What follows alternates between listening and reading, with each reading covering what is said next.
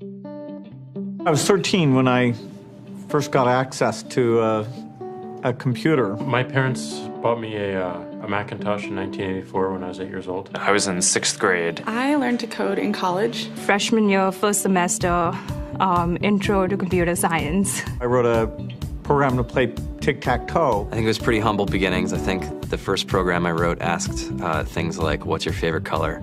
Or how old are you? I first learned how to make a green circle and a red square appear on the screen. The first time I actually had something come up and say, hello world, and I made a computer do that. It was just astonishing. Learning how to program didn't start off as wanting to learn all of computer science or trying to master this discipline or anything like that. It just started off because I wanted to do this one simple thing. I wanted to make something that was fun for myself and my sisters. And I wrote this little program and then basically just add a little bit to it. And then when I needed to learn something new, I looked it up either in a book or on the internet and then added a little bit to it. It's really not unlike kind of playing an instrument or something, or playing a sport.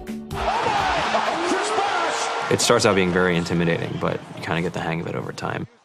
Coding is something that can be learned, and I know it can be intimidating. A lot of things are intimidating, but what isn't? A lot of the coding that people do is actually fairly simple.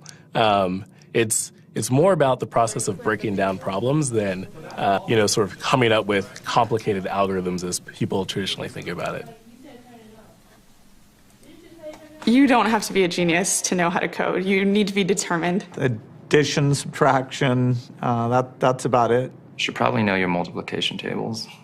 You don't have to be a genius to code. Do you have to be a genius to read? Even if you want to become a race car driver or play baseball or build a house, all of these things have been turned upside down by software. What it is computers are everywhere. You want to work in agriculture? Do you want to work in entertainment? Do you want to work in manufacturing? It's just all over.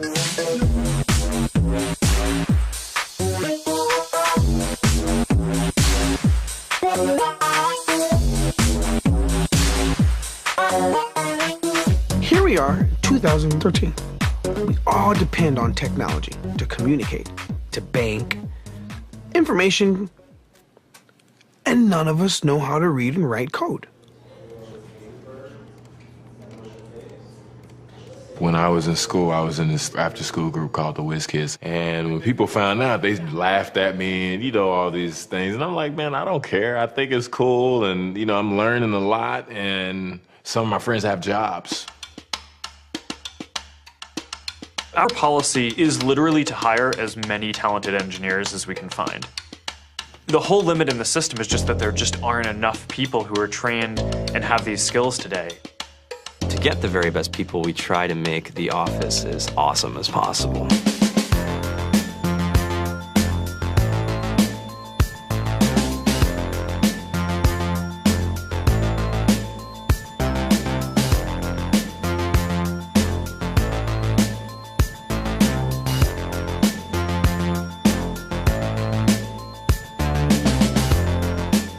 We have a fantastic chef. Free food. Breakfast, lunch, and dinner. Free laundry. Snacks. Even places to play and video games and scooters. There's all these kind of interesting things around the office and places where people can play or relax or go to think or play music or be creative.